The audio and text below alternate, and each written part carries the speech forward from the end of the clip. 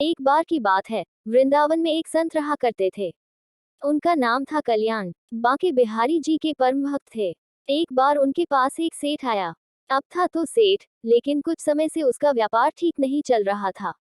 उसको व्यापार में बहुत नुकसान हो रहा था। अब वो सेठ उन संत के पास गया और उनको अपनी सारी व्यथा बताई और कहा, महाराज आप कोई उपाय करिए। उन संत ने कहा, देखो अगर मैं कोई उपाय जानता तो तुम्हें अवश्य बता देता। मैं तो ऐसी कोई विद्या जानता नहीं जिससे मैं तेरे व्यापार को ठीक कर सकूं। ये मेरे बस में नहीं है। हमारे तो एक ही आश्रय है बिहारी जी। इतनी बात हो ही पाई थी कि बिहारी जी के मंदिर खुलने का समय हो गया।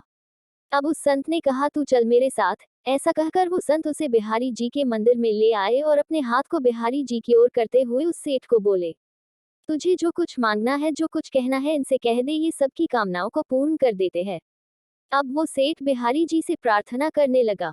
2-4 दिन वृंदावन में रुका, फिर चला गया। कुछ समय बाद उसका सारा व्यापार धीरे धीरे ठीक हो गया। फिर वो समय समय पर वृंदावन आने लगा, बिहारी जी का धन्यवाद करता। फिर कुछ समय बाद वो थोड़ा अस्वस्थ हो गया। वृंदावन आने की शक्ति भी शरीर में नहीं रही।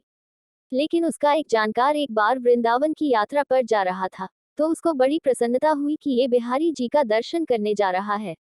तो उसने उसे कुछ पैसे दिए, 750 रुपये, और कहा कि ये धन तू बिहारी जी की सेवा में लगा देना और उनको पोशाक धारण करवा देना। अब बात तो बहुत पुरानी है ये। अब वो भक्त जब वृंदावन आया तो उसने बिहारी जी के लिए पोशाक बनवाए और उनको भोग भी लगवाया।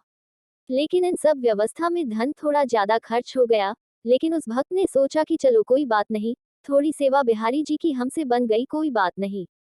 लेकिन हमारे बिहारी जी तो बड़े नटखट है ही। अब इधर मंदिर बंद हुआ तो हमारे बिहारी जी रात को उस सेठ के स्वप्न में पहुंच गए।